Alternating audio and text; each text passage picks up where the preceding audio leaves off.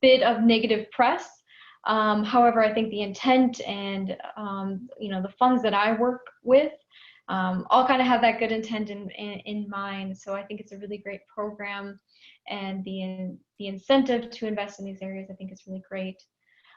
So back to Opportunity Zone 101. So essentially, a taxpayer needs some sort of capital gain transaction in order to invest into a qualified Opportunity Zone fund.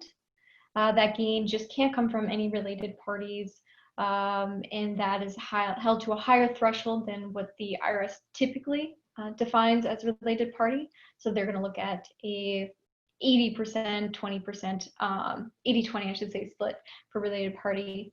The gain can be coming from anywhere, so it can be personal property owned, business property. It really doesn't matter. The gain just has to be capital in nature. So what would really be excluded from there is, say, if you held some real property for less than a year, that's not going to be capital gain. It's going to be ordinary treatment. So that wouldn't be able to be excluded. But most other gains, so stock that you have, if you held a rental property for a period of time, that would be eligible. Say you were getting bought out of your business, that was a partnership, S corp, or something like that. That would also be a capital gain. So most gains, I would say, are eligible, which is really great. It is imperative, though, that you do have the capital gain. And I just mentioned that because it is a conversation I have with a lot of people, is they're really excited to set up these funds. They have an area picked out, and they're pretty much all the way down the line. They kind of get us involved. And then we have that conversation, and they realize they don't actually have any gains to contribute into the fund. They just have cash or a loan or something like that. So having that capital gain is very important in the whole process.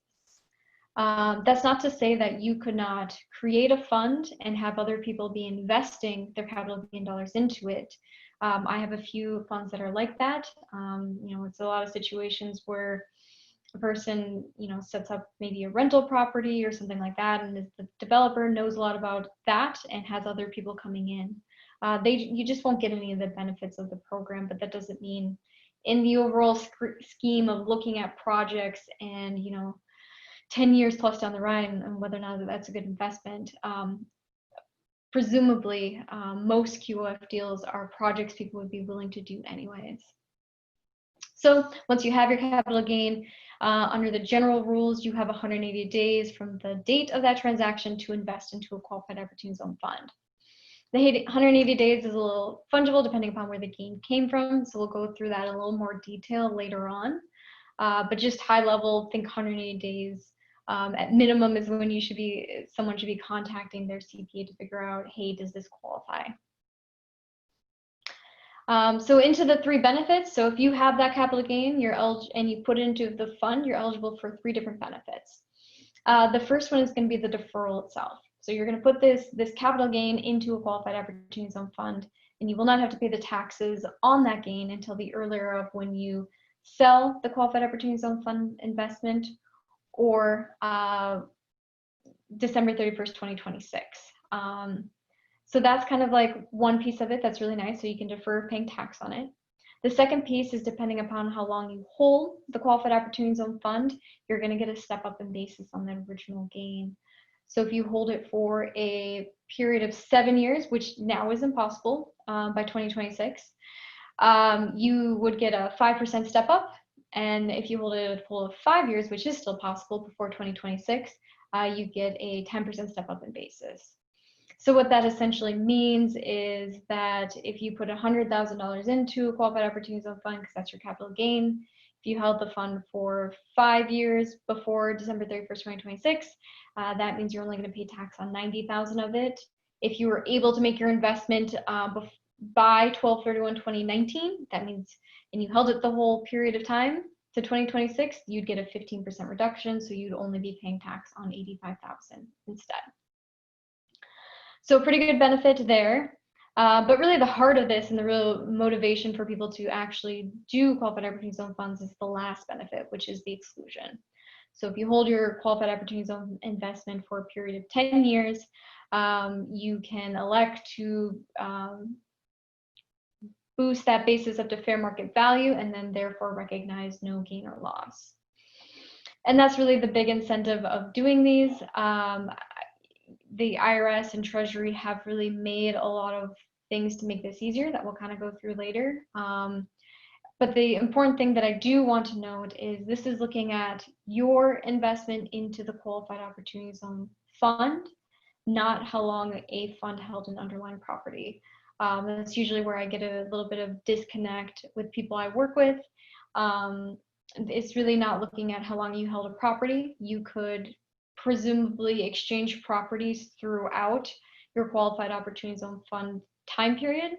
Now, that doesn't mean that it's not going to be taxable. If you sell something before that 10 years, that transaction may very well be taxable. But, you know, there's other tax deferral strategies that you could kind of work with. The important thing is how long you're holding your fund investment is really what this is going to look at. So therefore, in a quick summary, there's 3 main benefits to the opportunity zones. The initial deferral, so you don't have to pay your tax till 2026, the basis step up, and then third, that big reason, which is the exclusion on the whole tax after 10 years. Sort of to walk through a little example of how this, you know, kind of works economically. Here we have an example. Mind you, it's a bit outdated, really need to update the dates. We got someone who invested in 2019. They put $1 million in, had $1 million capital gain. They put into the fund within the 180 days. Another key important point is when you're investing into an opportunity zone fund, because you have not paid the tax on it yet, you do not start that investment with a basis at all. So typically when we're looking at, okay, I put $5,000 into a partnership, I have $5,000 of basis. This is different in opportunity zone funds. You kind of start at that 0 basis, and then you don't really get much until you get those step-up periods, and then when you pay the tax in 2026. So 2019, you've got your gain transaction that happened, and you put it into a fund. Now, if we fast forward 5 years, we're going to get that first layer of step-up. So that's going to be that 10% step up that we're going to get into now our Qualified Opportunity Zone Fund basis and a reduction in that original gain. Fast forward a couple more years to 2026. Now at this point, we've held the fund for a total of 7 years. And we're going to be able to decrease that original $1 million gain that we had, and it's going to be decreased by 15%. So we're actually only going to have to pay tax on $850,000 of it.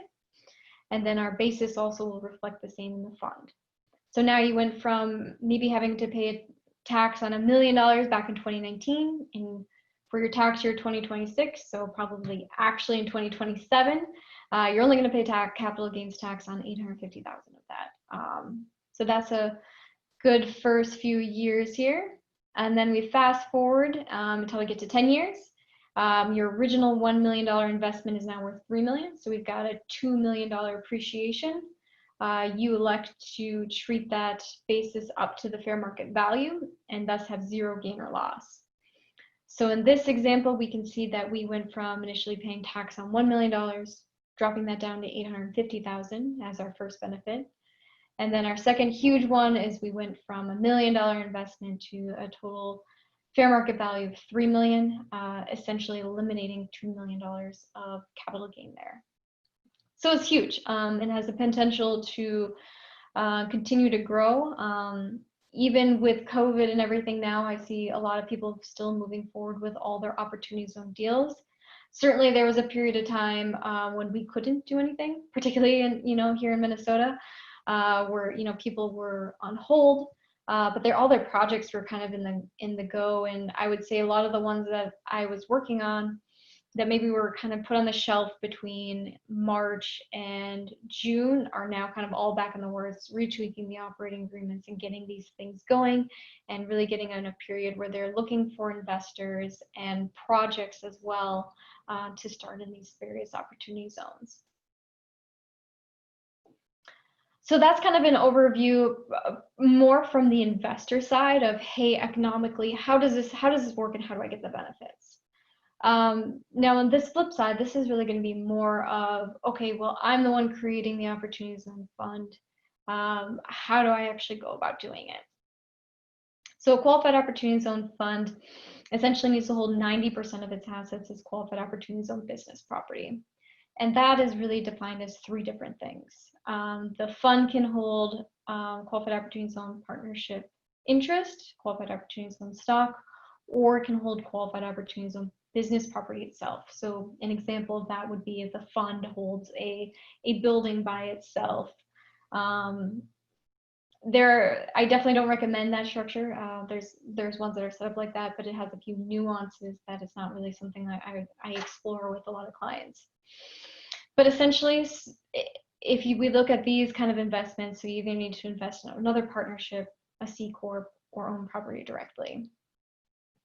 And when you think about this economically, so if you put, you put $1 million in, maybe you put $1 million into another partnership, your 90% test is really easy to meet because it's pretty much whatever you put into that partnership. When you hold property directly, there's a lot more going on because you're going to have operations in the fund itself, and meeting that 90% test gets more cumbersome because you're counting every single other asset against you, essentially. So you're counting your cash against you, AR, perhaps prepaids, anything like that. Any asset is going to count in that denominator when we're figuring out that 90% test. So I typically don't recommend assets being 100% owned by the fund other than the partnership interest or stock. So that's kind of the typical structure. Most funds are set up so that underneath them they have a partnership interest or stock, but for the ones that hold property directly, and then for partnerships too that would hold qualified opportunity zone business, those assets also have to meet a certain threshold. So qualified opportunity zone business property is going to be tangible property used in either QOF or QOZ business. The property has to be acquired from an unrelated party using that same 80-20 rule we discussed earlier. Has to be acquired after December 31st, 2017, and either the original use must commence within the fund, or it has to be substantially improved. Substantially improved in this context essentially means the basis has to be doubled. So say we bought a building for $100,000. We divvy up the building and land value so that the building is worth $80,000. Land value worth 20. Essentially, you have to put $80,000 into the property in order for it to be considered substantially improved. The original use, most of the time where I'm going to see that is people doing ground up construction, so they're building something themselves, or there's some play that you can do where maybe someone else is building the building, it's in an opportunity zone. And if you kind of play your cards correctly and you get it before there's really a certificate of occupancy or in a position where it could be placed into service, and that fund or qualified opportunity of business buys that property in that time period, then that kind of counts as it. The frustrating piece of this, so I'm kind of only talking about it in a real property sense because it's generally the easiest way to explain it. But these also do count if we're looking at equipment property as well. So that is important to note because these same sort of characteristics are going to apply to equipment that you're purchasing as well. You can also lease property too. Leasing is kind of a way we've gotten around some of these issues in the past as well because there's no substantial improvement requirement for leased property. And then 70% of the use must be in the opportunity zone for the 90% holding period. So that's the definition of, hey, how do I define qualified opportunity zone business property? Our next step is, okay, well, how do I define what a qualified opportunity zone business is? So a qualified opportunity zone business is really going to be the partnership or C Corp or S Corp that the fund owns itself. And I have a structure chart that I'll show you in a few slides that may help kind of make this make a little more sense. But essentially, a qualified opportunity zone fund in and of itself can never be a qualified opportunity zone business at the same time. And which is why we always typically structure them a minimum 2-tier structure. And you'll kind of see when I'm talking about this, the benefits it loses when it owns everything directly. So qualified opportunities of business, as I stated, will likely be a partnership interest in most of my cases that I've seen, but sometimes stock that's held by the fund itself, and likely some other third party in order to create a partnership. So there's going to be a few qualifications that this business has to meet. One of it, so 70% of the business's tangible property has to be qualified opportunity zone business property. So that's the definition that we just met and went through what that meant. Kind of the huge difference here is if a fund is owning property itself, it has to meet the 90% threshold. So 90% of the assets have to be qualified opportunity zone business property. If now, instead of the fund owning the property directly, it's owned by a qualified opportunity zone business, that's its own separate entity, it's only 70%. So that's kind of like a big change number one here. Another requirement is the tangible property has to be used in the active conduct of the trigger business. Most funds that I work, or businesses that I work on, this isn't even kind of a question, it would be only in a circumstance where perhaps they were just investing in unrelated intangibles. So I don't know, patents or something like that, they wouldn't really be using in their personal course of business. Then less than 5% of the average unadjusted basis in the property can be non-qualified financial property. So this is really going to be defined as reasonable amounts of working capital safe harbor. So it's going to be cash equivalents, and debt less than 18 months. And the working capital safe harbor is also a huge benefit of having a qualified opportunity zone business other than owning the property through a fund. So the working capital safe harbor is really great because it allows for you to have 31 months essentially to expend the cash that you got from your qualified opportunity zone fund. You have to have a plan, and you have to have quite a few things in place. But it really adds a lot more flexibility and time to the outlay of cash in the qualified opportunity zone fund world. And kind of one of the biggest things here is, in contrast, if I have $1 million into an opportunity zone fund itself, not in a business, then every single testing period that they have, which is every 6 months, all that cash is going to count against you. There's no working capital safe harbor if the fund owns everything directly. So to me, the working capital safe harbor is pretty much one of the most important pieces as to why you set up the structure how you do. The third, or I should say the fourth test, is at least 50% of the total gross income has to be derived from active conduct of a trader business. Pre kind of the proposed regulations, this was very up in the air and what it meant. And most people were inhibited from wanting to really invest into a true business in an opportunity zone because they really weren't sure how that active conduct of a trader business would be measured. And I think what people were afraid of is maybe they have some business, but maybe they're not doing all their work in the opportunity zone. Some of their clients are elsewhere. How would that really be measured? So I think for quite a long time, that's why in the opportunity zone world, we saw largely the greatest amount of investments were really qualified opportunity zone kind of either rentals, commercial properties, definitely in the real estate world. And we hadn't seen a lot of businesses moving forward. The really great thing is, I've definitely seen a big transition there. I have several clients who are working on opportunity zone businesses instead of the real estate, which is really great. It is hard to track too. It's hard to know how many qualified opportunity zone businesses there are, but I personally have definitely seen an uptick in them. But how the IRS defined that 50% of total gross income is they gave us 3 safe harbors.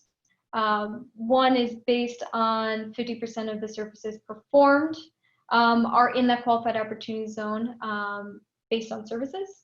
The second one is the services performed based on hours are in the zone. And the third one, which was really, I think, where people were trying to figure out, hey, how would this actually work?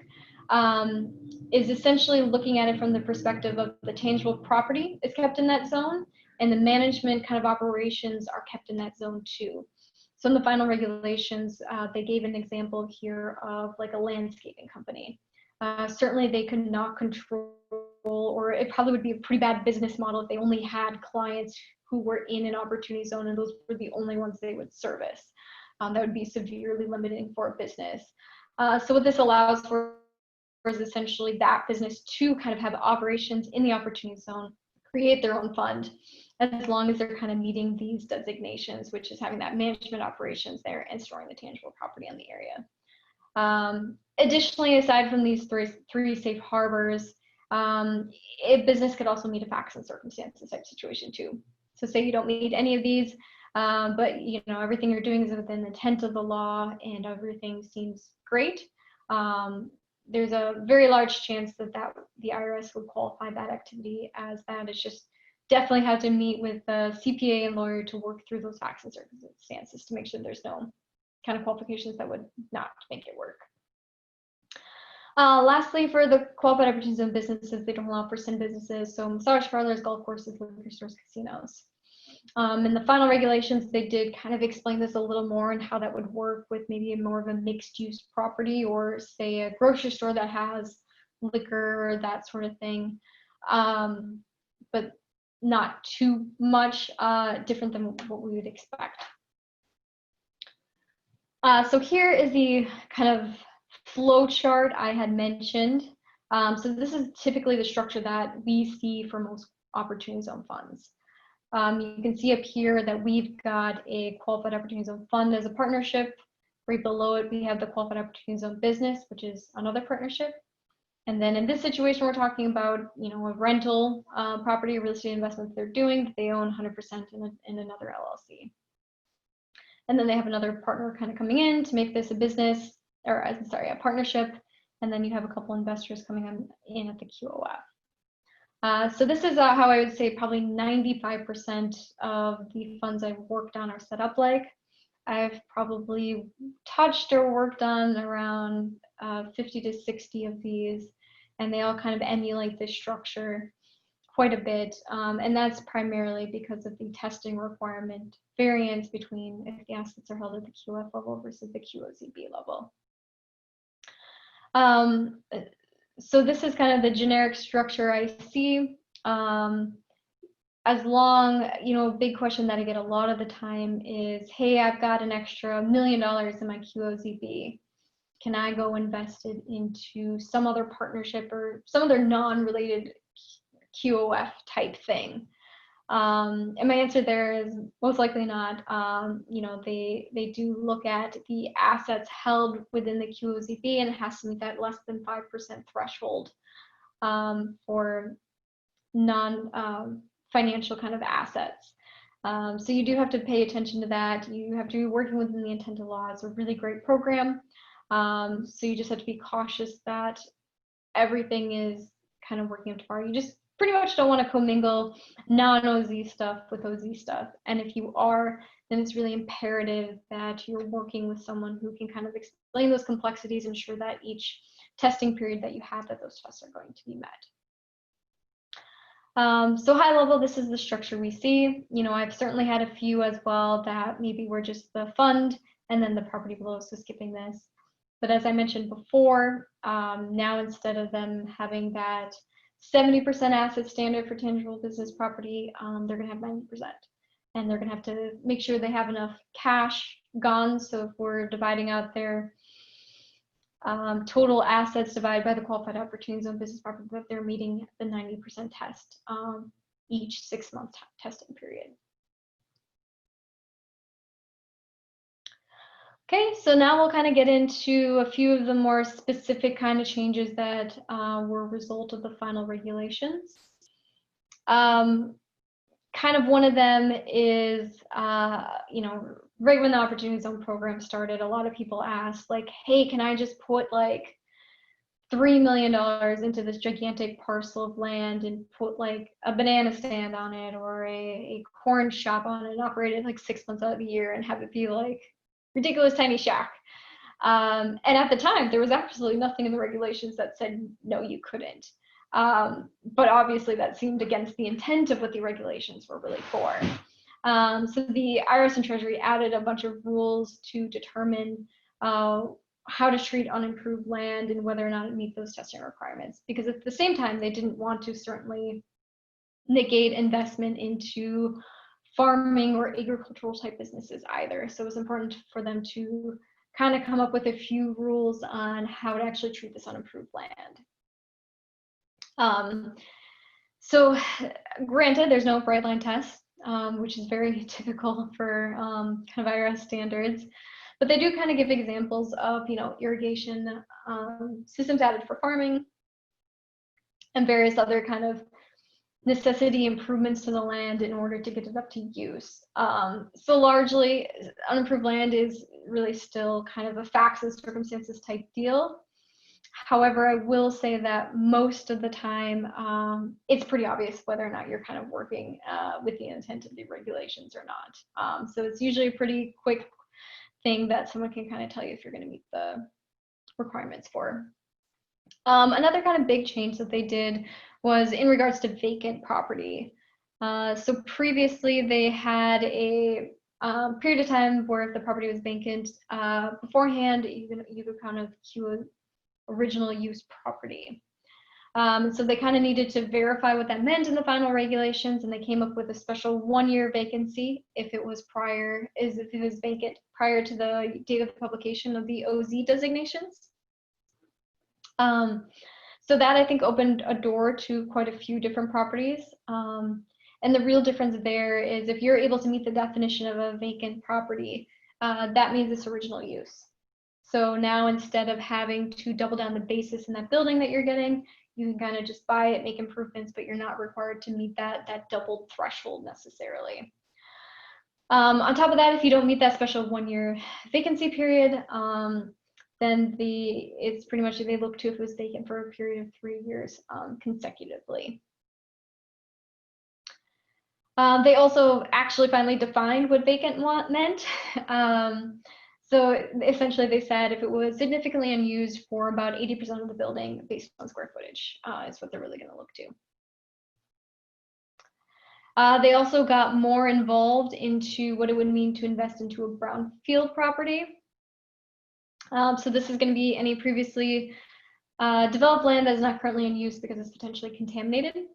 So what they're really going to look at is wanting to ensure that anything that you kind of do in the QF or QOZB that's going to make sure that they're meeting the safety requirements in order for people to actually live or work there, depending on the situation and what it's zoned for.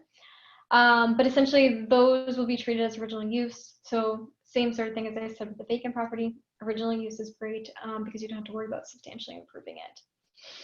But they definitely have requirements that you have to meet, has to meet up those safety and environmental standards. You kind of can't just buy something and do something very minimal. They also went into a little more details on how to treat self-constructed property. Previously, I think some people were worried that because in the Qualified Opportunity Zone business definition, it states that the property has to be acquired, that they were worried if you built it up, then that wouldn't really count because you didn't actually acquire it for purchase. Granted, that would make kind of no sense with the intent of the regulations, since you're building a investment in that area. IRS and Treasury did kind of clarify that self-constructed property would meet that definition, and they also kind of provided, hey, this is how the testing would work within it as well. One kind of downside is they did clarify that, say you bought a already existing building in an opportunity zone, and perhaps instead of, and it was really cheap, and instead of maybe substantially improving it or anything like that, because say it was contributed in, so it's non-qualifying property. Sorry, I think I said purchase at the beginning. So this would be a situation, maybe you contributed in a building that you already had and owned prior to the OZ designation. the IRS pretty much says any improvements to that are non-qualifying. So I think a lot of people were hoping this would work. So say they had a super cheap building, basis was low, fair market value was low. They contributed into a qualified opportunity zone business. Maybe they have like $80,000 into it. And then they put, maybe they even do double down the basis in it. The IRS pretty much says, hey, this isn't going to qualify. Their rationale doesn't really make sense to me, at least. They pretty much say it would be hard to bifurcate the two different buildings, so to speak. But either way, this is definitely not an advised treatment. There's certainly solutions around this that I've worked with clients on, though. If this was a situation any of you guys would be in, or know someone who's trying to do a development with a similar situation. Thankfully, I think it was recently, the IRS FAQ, what they did clarify is that if you were a property owner of land, for example, and you had it pre-OZ designation, and you contributed into a business, then that is actually okay then to do ground up construction on that. Like that doesn't taint the entire transaction like the previous item would. If you had a building, then you add it to the building. So that's really great. And I think that was a big question in a lot of people's heads. I think we generally thought the IRS and Treasury would agree to that, but it's good to actually get that clarification, because essentially when OZs came out, that was a lot of people's question. It was, how I already have this land here, how can I still benefit from these? Granted, there's still a lot of nuances around making that work and making sure they can get that benefit if they still can. But it's good to know that if you owned land prior and then did ground up construction on it and set it up all appropriately, that would still be a qualifying property for the ground up construction piece. The land would not be. Let's see.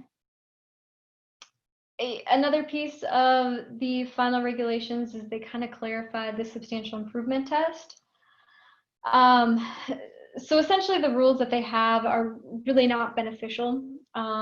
They have a pretty much asset by asset test, which especially for equipment makes it really hard to substantially improve like one piece of equipment. Like you have, a tractor or something like that, how do you really double down the basis in it? So in lieu of that, they didn't really fix that, but they did add in some qualifications to, okay, well, if you're buying, say, a hotel or something like that, how can we view these improvements to it to make sure that everything kind of counts?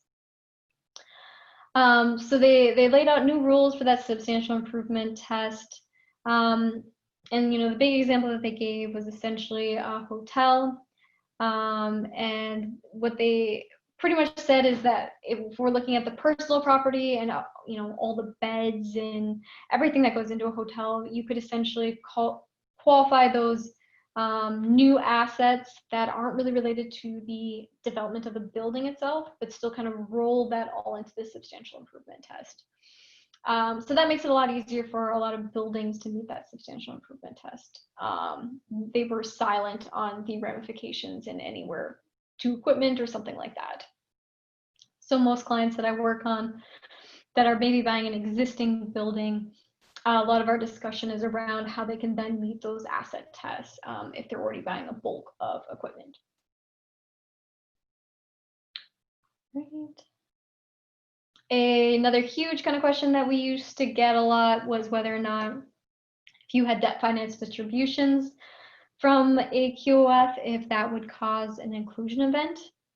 So an inclusion event is anytime where you would have to recognize your OZ gain deferral essentially earlier than you would have liked, and essentially converts it to a non-qualifying OZ investment. Debt finance distributions are pretty typical in particularly real estate deals. Usually, they build everything up, they get everything stabilized, and then they refinance the deal and then do a distribution. The IRS and Treasury were actually pretty gracious and laid out the rules on how this would work. And essentially, you can do debt finance distributions. You have to ensure that those getting that cash out have tax basis for it. But essentially, as long as they wait a period of time of 2 years, they can do debt finance distributions. I still say it's very important because of the basis issue to ensure that you're meeting with CPA or whatever, if this is part of the game plan or part of your model, PPM, to ensure that everyone will actually have a basis to get this distribution. Because probably one of the worst things as maybe a fund owner is potentially creating a transaction where that people's investments would not be qualifying.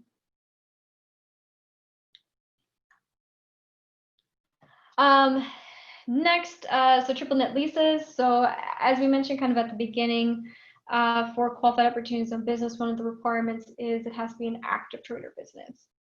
For real property, that's always been kind of a question in limbo. How do you qualify a rental property as a active trader business? And typically triple net leases are frowned upon in the IRS's perspective because they're not really viewing you as having much active conduct in there. So I think the regulations said something along the lines of merely entering into a triple net lease does not count as active trader business.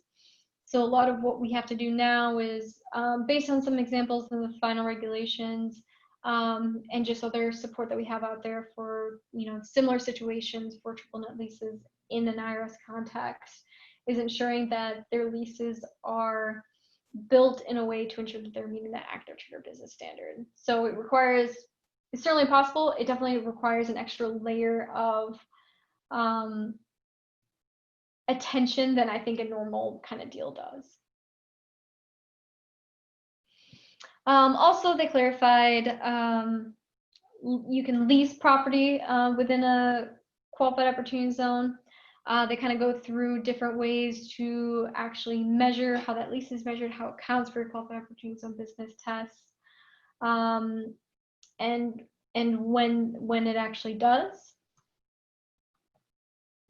Don't want to go too much in detail that because I've probably already rambled a little too tax deep right now. So now some updates. So that was a lot of real estate updates to kind of get into what it's like for an actual operating business. So as I mentioned before, one of the main things is that working capital safe harbor. So that general that I mentioned is less than 5% of the property can be non-qualified financial property. So that's going to be pretty much a lot of the non-cash items that a business may have. The working capital safe harbor is essentially a way of saying, hey, all this cash, is really for our QOF and QOZB investment. We have a designated schedule. We're working towards it. And this is how we're gonna spend this cash within the 31-month period. And essentially what that does is then none of that cash can really come into question, doesn't count against you for your testing requirements or anything like that. It is important to have all these things. I've worked with a lot of people who don't really care about the working capital safe harbor and have no support for it. It's something I would strongly recommend, particularly when we're looking at everything that's happened in this year for 2020. I'm sure we're all tired of hearing about COVID and everything, but in a real sense, certainly a lot of projects got delayed. Granted, they've provided a lot of relief for that, but despite the relief, it's really good to have all these schedules. And so say maybe an investor fund was going to do one investment, had everything kind of modeled out, planned, had this whole thing written up, and just because of circumstances it can't happen. I think just having the support to substantiate, hey, this is what I was going to do and this is how it changed is very important, particularly in these times when things are a little more fungible than they used to be and a little more chaotic. Essentially, they also went through a few other rules. Okay, like, so for example, if the qualified opportunity zone business gets several different cash flows, how many 31-month working capital safe harbors can we get?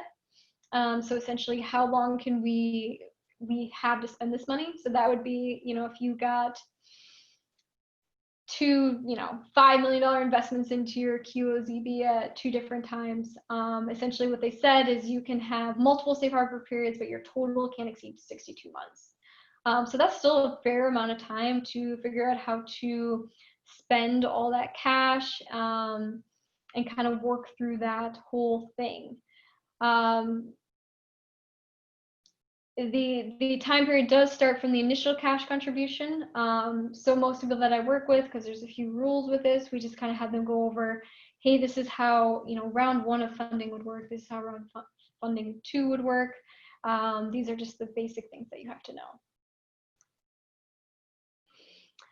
There are working capital safe harbor kind of extensions for governmental delays. So this, say you were working with the city and just the permit process took a long time, or just in general, just getting the deal approved took longer than expected.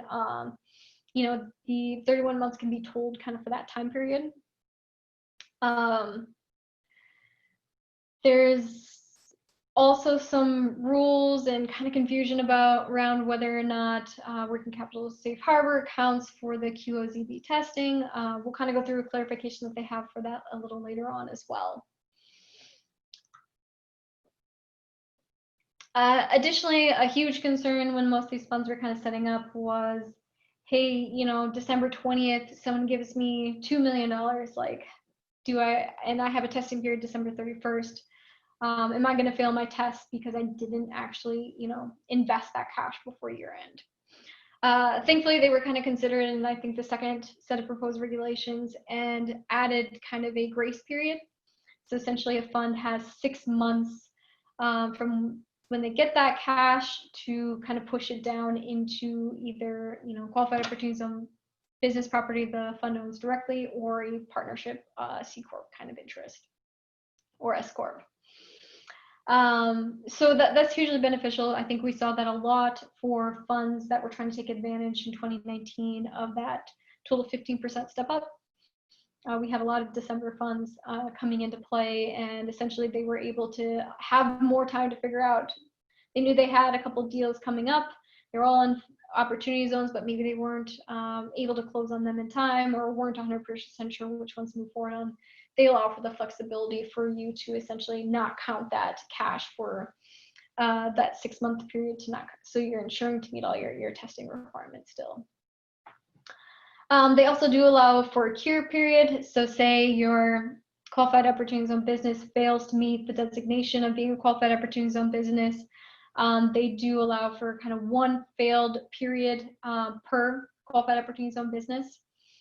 And essentially, just by the time the next testing period kind of happens, you just want to make sure that they're meeting that testing requirement.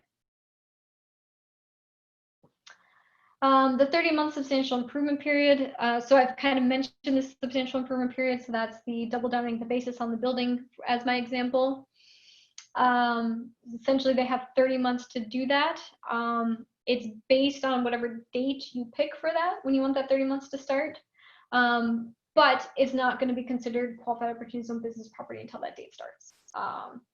So it is kind of important to have that being started early on.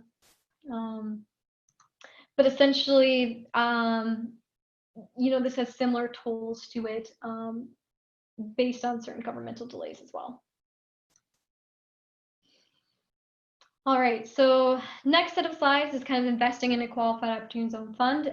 This is a little more information from the first few slides that I had kind of discussed. So one kind of major thing, one major thing that kind of happened last year is the IRS and Treasury decided that 1231 gains, so this is going to be a gain from the sale of tangible business property. They kind of made this determination that any of 1231 gain, based on how it works in an economical sense from a tax perspective, and I don't want to get into how that kind of works, but essentially you can't defer that into an opportunity zone fund until December 31st of that year, or whenever that end of that business year is. So that caused a lot of issues, because say someone sold a business January 1st, got like $3 million for it. Sorry, they sold a building like December 1st, got a couple $1 million for it. They could not invest that into a qualified opportunity zone fund until at minimum December 31st of that same year. So they were essentially just forced to not kind of work with that 180-day time period until December 31st. So it was kind of problematic. It was really hard to explain the nuances of that because there's so many 180-day periods. And just economically, it was very hard to keep track of, and there's a lot of misinformation out there about that. Thankfully, they kind of threw that away with the final regs and adopted the same 180-day period as there would be for any capital gain. People are allowed to kind of follow the proposed regs if they already had their deals set up at the time, because I think these came out December, I want to say it was like 19th of 2019, so hardly enough time for people to undo or unwind their deals, nor would it be certainly fair if someone had waited for December 31st to make a QOF investment to now say, hey, that doesn't actually count. So that was a huge kind of change that they made, was when you could invest tangible trade or business property, and when that 100 days started. A few other time periods that kind of matter for the investment itself. So if I'm a person and I just have some Microsoft stock, I sell it. The rule is I have 180 days to invest into a qualified opportunity zone fund. What they realize is, hey, there might be a lot of people out there who are getting gains from a partnership or S Corp, and they're not going to have a clue maybe about it until they get their K1. So what they wanted to ensure that people had time to invest this same gain dollars as you would if you held it personally. So if the gain that you're looking at to invest comes from a partnership or S Corp, you have one of the three options. You can do it from the day of the sale or exchange if you know about it and you know the partnership or S Corp itself is not going to defer it. You have the last day of the entity's tax year, so most is going to be December 31st, but they could have a short year, so you'd look at that short year date. Or it could be the due date of the entity's tax return. And that last one was what they added with the final regs, because I think what they were finding is a lot of people that maybe had hedge fund K1s and had these massive gains coming through.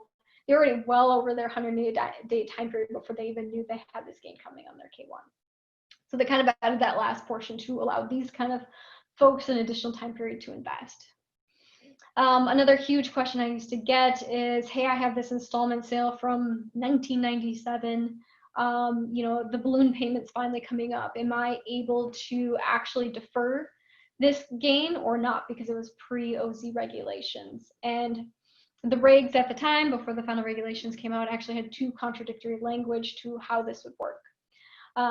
Thankfully, with the final regs, they do allow for this. So they kind of look to the date the installment payment was received, and when the last day of the taxable year, the eligible gain would have been recognized.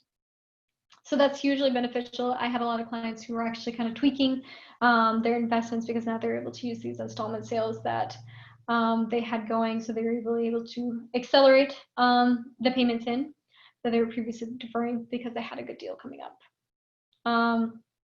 So that was hugely beneficial.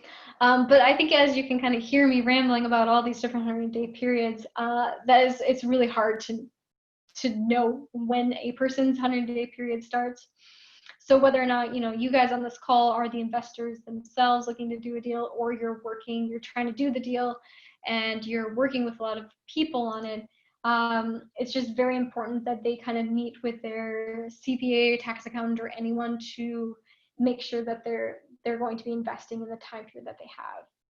And I definitely qualify that in the sense that, when I get outside, maybe I'm working with a client on a fund, I'm personally even hesitant to really give that person, and so if it's one of their investors, advice on what their 180-day period is, because I just don't know all the intricacies of their transaction. So even on the outside of it, you really just got to be cautious on giving advice on when someone's 180-day time period kind of extends. There have been already some private letter rulings based on either bad advice people got from their CPA or lawyer, and generally those have become favorable, because they were acting on the reliance of a professional. So thankfully there is that out there. It's just something I strongly recommend. If you're working with people that are going to maybe go into your deals, just definitely have them reach out. It's not something, they don't want to find out a year later when they're filing tax return that it didn't actually count. As far as exit strategies, essentially what they added, so in the beginning we kind of talked about how QOF is really looking at the investment itself into the fund. And so the real question was, well, if I'm owning a property, especially, how do I shed that after 10 years? Because most people don't want to buy this already existing LLC interest. There's a lot of weight to that people don't want. So thankfully, the IRS came out with some pretty helpful rules regarding that, and now allow for more treatment on selling the property that's in a QOZB, partnership interest, or S Corp, and how that economically works as well, essentially eliminating kind of any recapture they would have additionally. So it's super beneficial. It kind of, I think, alleviated a lot of people's problems and a lot of our structuring issues when we were working with people. Inclusion events, so these are going to be things that make you recognize the gain prior to when you would have wanted to. You know, most aren't that kind of surprising, but what you're really going to look at from most circumstances is if you have a distribution in excess of your basis in the fund. So it's really important that you're looking at that. Dying. So I had a lot of older people asking, hey, what's going to happen with this? Thankfully, that's not an inclusion event. However, the recipient of that interest is really stepping into the shoes, which means that they're the ones who are going to have to pay the tax in 2026 if it has not already been paid. Divorce. This is a big question too. So it does technically count as disposition of interest, so it would be an inclusion event. So it's kind of important to ensure that couples are kind of structuring their deals right and they're coming from the right funds too. The IRS released some corrections based on the final regs. They were actually pretty beneficial. Usually they're just like spelling errors and minor corrections here or there, but they did help clarify quite a few points. Most importantly, the valuation of a partnership interest. I think under the final regs, essentially what they were going to have to call for, since a partnership interest is not tangible property, is that it would have to be revalued every 6 months. Economically, that sounds like a really horrible idea to, you know, have to reevaluate your partnership interest every 6 months. So thankfully they did add a carve out for that. And also, kind of as a really great note, is they included some language that helps a lot with the testing period, the testings of the assets. Particularly if you were to contribute a non-qualifying property to a fund, but doing, you know, huge development of it on it.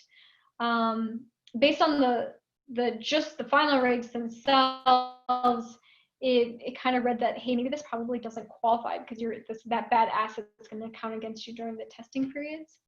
The final clarifications that they had actually clarify that treatment quite a bit and add kind of a much better resolution to how that testing period works with non-qualifying property during your either 30-month substantial period or your 31-month safe harbor period.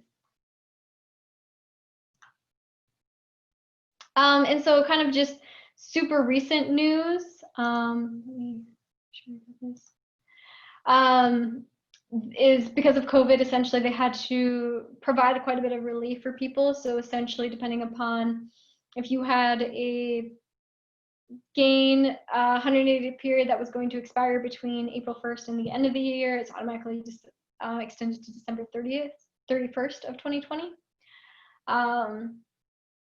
They also kind of are allowing QOFs to fail their testing period for their like June 30th test and their December 31st test, and maybe any ones they have in between if they're a short year return this year. So that's hugely beneficial. So I think what that really allows for is maybe funds that didn't actually know what they wanted to invest in, kind of had some ideas, and then COVID kind of happened and they're like, crap, you know, these previous investments don't really work. I don't know what to put my cash into quite yet, but I know I'm going to figure it out. It allows more time for people to kind of figure that out as well. The 30-month substantial improvement period is paused from April 1st to the end of this year, which is good. That means people have more time to do their developments. And also the working capital safe harbor is extended an additional 24 months during this time period. So Right now, I'm kind of working with a lot of people to structure it so that they can take kind of advantage of that as well.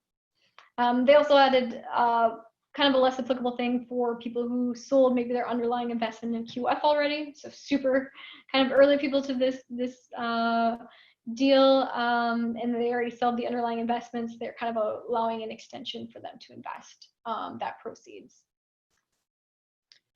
So that's kind of my high-ish level overview of Opportunity Zone funds. Happy to take any questions, either before or after. Carl, I can't remember if questions come before or after. We can take them at any point. So yeah, well, I know we have a couple in the chat box here, so I'll just do that first. So the first one was, is there any potential legislation coming to push back the 7-year deferred capital gain date? So I'm guessing that refers to the 2026 date. Yeah, so. Yeah, there's nothing that I'm aware of right now that they're kind of working on. I have heard rumors that that's something that they want to look into, though, especially with COVID and everything. Sure. And then the second one, more of a comment, but Jake Ackervick from HUD Minneapolis just says, reminder to people that Federal Grants Portal, grants.gov, has an Opportunity Zone benefits category as part of its search function. There's a link in the chat box for anyone who's interested in that. So that's all we have in the chat box. We can open it up, and if you have direct questions or comments for Dannielle, go ahead.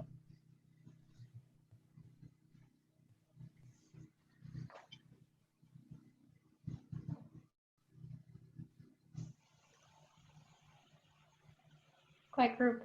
Yep. Carl, this is Jake again from HUD in Minneapolis, and it's again just more of a reinforcement of the comment there. And Dannielle, I appreciate the presentation. I think, you know, this and the last presentation that Minopco have done have been good refreshers to get everyone's kind of minds back to where we were before the pandemic hit pretty hard, and refresh folks on some of those changes that Treasury and others have made in terms of some of the time frames to account for some of those challenges. And just to remind folks that there are a fair amount of federal grants out there that have some type of Opportunity Zone preference out there, and that's why I threw that in the chat box. So there is that flag. You can use that as part of the search function, and that catches some of them. We're still in the process at the federal level of trying to make sure all the agencies flag those grants that do have some type of Opportunity Zone benefit or preference, and the rest that aren't flagged, you do have to still search the NOFAs. But I just remind the partners to do that, because that could be HUD funds, EDA funds, you know, you name it. There is a fair amount of stuff out there right now that has some type of Opportunity Zone slant to it. Thanks, Jake. Sandy, did you have something? Yes. Hi, this is Sandy Voigt. I'm the director of the Women's Business Alliance in Central Minnesota. And just kind of curious, how active do you think these funds have been? I mean, have we reached what our target was for creating these funds and getting the investments and projects? Or what can we do to, I guess, encourage and support this moving forward? Yeah, that's a really good question. And I think this is what kind of makes these webinars great, is because I think when, you know, Opportunity Zones first started, we saw tons of kind of progress and everything in the areas where you would think, you know, they were already the gentrified areas, they were like the great investments kind of, and everything. I think what I have started to see now is more of a transition outside of those areas into probably the more rural counties and those sort of areas, which I think is essentially the goal. Like I think that's kind of a lot of the criticism with Opportunity Zones is all the initial investments were pretty much in those top areas that were already gentrified. They were already great areas to kind of put an investment. They were not by any means really an area that needed really a lot of economical development or socio-economical development. But I have seen, at least with the clients that I've worked with, going now out to those more other resources. So I think, you know, what Minopco is providing with this is kind of those resources I think are extremely helpful. And same when I've worked with like Wisconsin, for example, and some other states, you know, these kind of groups that can go out there and help teach those communities the benefits of this, and as well as incentivize people to go out there, I think is hugely beneficial. And I'm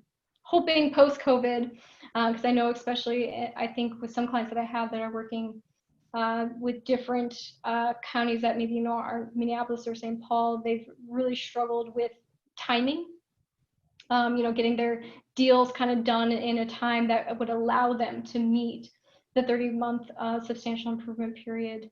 Has been somewhat of a challenge, and they don't necessarily fall into the government delays area either. It's just kind of getting everything to push through.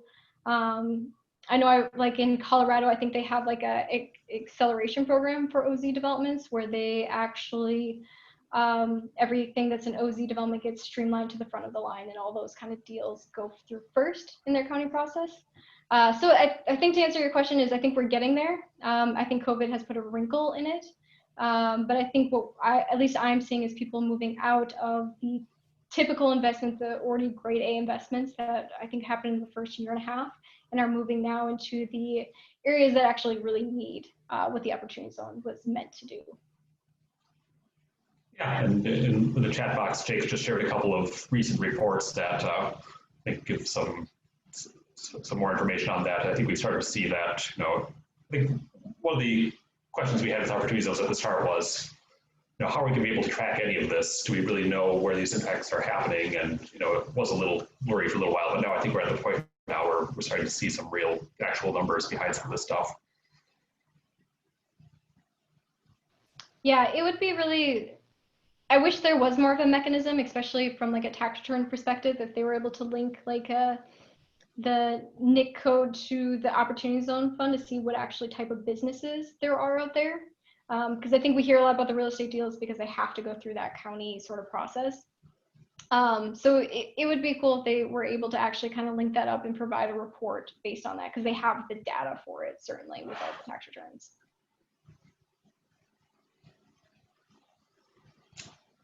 All right, do you have any other questions?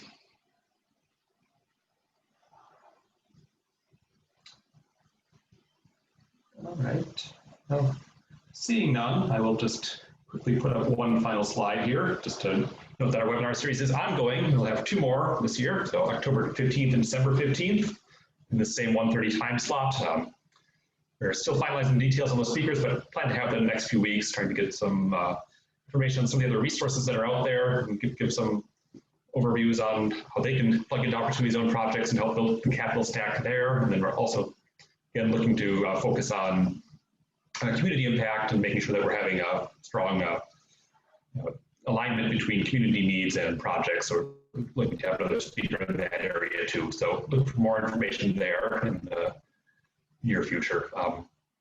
Otherwise, I think that about wraps up what we have here. So thank you to Dannielle for the detail today, giving that presentation. Always really helpful to hear the latest and the details that you may not get in the quick little overviews that you sometimes hear in Opportunity Zone events. So unless we have any other questions here, I'll thank everyone for joining. And oh, actually, we do have a question here.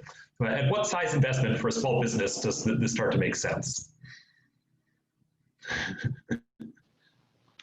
Yeah, and I think that's kind of a hard question to answer. I think if we're thinking very small business, I think certainly a barrier that can exist is the cost of setting it up. So, you know, unfortunately, you probably can't use, you know, yourself as kind of doing the tax returns. You really got to know how all the testing requirements work and everything. So there's definitely going to be a higher compliance cost. I think being connected kind of with the right people and like using your guys' resource sheet that you send out, I think is hugely helpful, because at least at that rate, you know, smaller businesses, I really don't think that there's a threshold of that, particularly if it's themselves making their own small business. To me, it's if they have the capital gain to put in to begin with. That's going to be kind of the first market from that sense. Can they make this work? And then 2, from the compliance cost of the initial setup, making sure they're kind of connected with the right people, so the onerous of all those different things don't become more cumbersome than the actual benefit after the 10 years, which I think is possible. And that's why I think like your guys' resource list is really great and helpful for that as well. Right, thank you. Any final questions before we wrap things up here?